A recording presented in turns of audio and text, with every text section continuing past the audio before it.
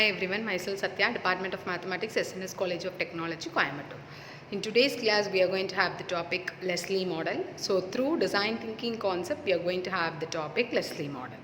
Okay, and what are the things we are going to see in today's class? So what is mean by a Leslie model and what is mean by design thinking and how it is implemented. Okay, those things we are going to see. Okay, so the topic is the Leslie model, which is reimagined using design thinking approach. Okay, so the tagline is we need to reevaluating the population predictions with human-centered innovation. Okay. So first thing is we need to understand the Leslie model. Okay, so there are three cases we are going to analyze. The first one is matrix based, and the second one is age based, and the third one is predictive power. Okay, so the first thing is matrix based, so which is a mathematical model and which is used in population ecology. So basically Leslie model which is used in the population. Okay, and the second one is age structured. So most probably what are the things which is under this type of model. Okay, so age structured problem which is under Leslie model. Okay, so we are going to track the population changes across different age groups. That is the main motto. Okay, and the third thing is we are going to predictive the power.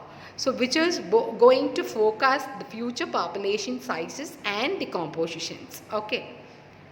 And the next one is design thinking. Okay, why we are using this? Because in our institution we are having this design thinking approach. That's why we are going to not solve. We are going to have the topic Leslie model and what is the purpose which is behind. Okay, those things we are going to see here. Okay, yes. Now, what are the stages under design thinking? Yes. So the stages are which starts from empathize and define and ideate and prototype and the testing.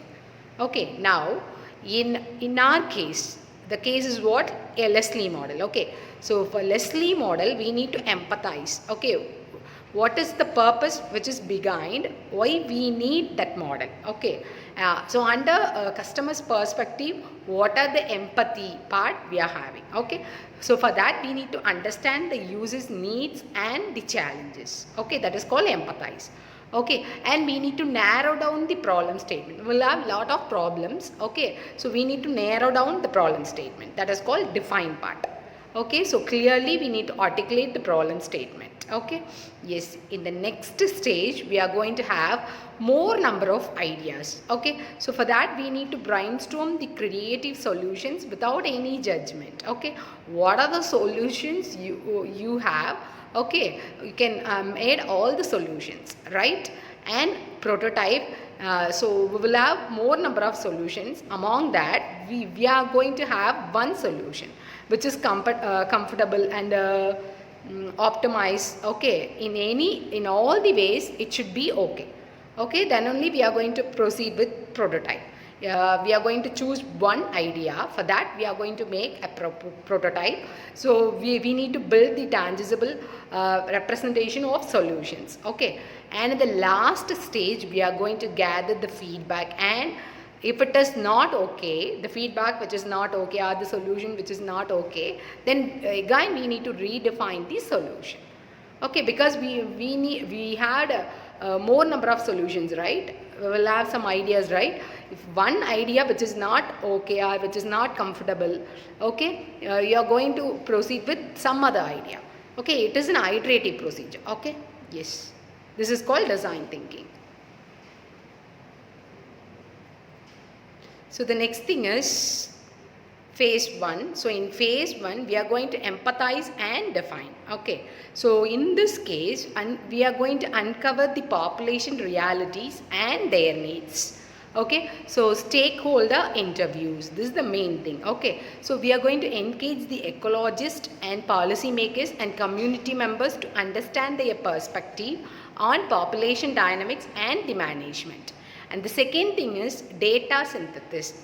Okay, here we are going to analyze the existing demographic data, environmental factors and historical trends which is going to identify the critical variables which is going to affect the population health. Okay, then we are going to form the problem statement. Okay, after doing the empathize part, we are going to make the define. Okay, in this case, we are going to have the problem statement. So clearly we need to define the specific population challenges such as declining the species, resource strain or invasive species are the control. Okay, in phase 2, we are going to ideate and prototype. So we are going to select, we need to list down all ideas. Okay, so we need to craft the dynamic model and scenarios. So 75% in model customization. Okay, so adapt the Leslie model, which is to incorporate specific variables and assumptions which is gathered during the empathize phase. Okay, and 80% scenario generation. So in this case, we are going to develop the multiple feature scenarios including best case, worst case, probable outcomes to test the model's robustness and flexibility. Okay, and the next case is 90%, which is the interactive prototypes. So we are going to build the user-friendly interfaces for the model, which is going to allow the stakeholders to input the variables and visualize the population trends. Okay, and in the next case, okay, so phase 3 is we need to test, and if it is not okay, then we are going to iterate the solution.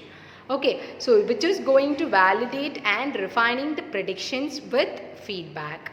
So in this case, we need to user test and data validation and refinement of the cycles.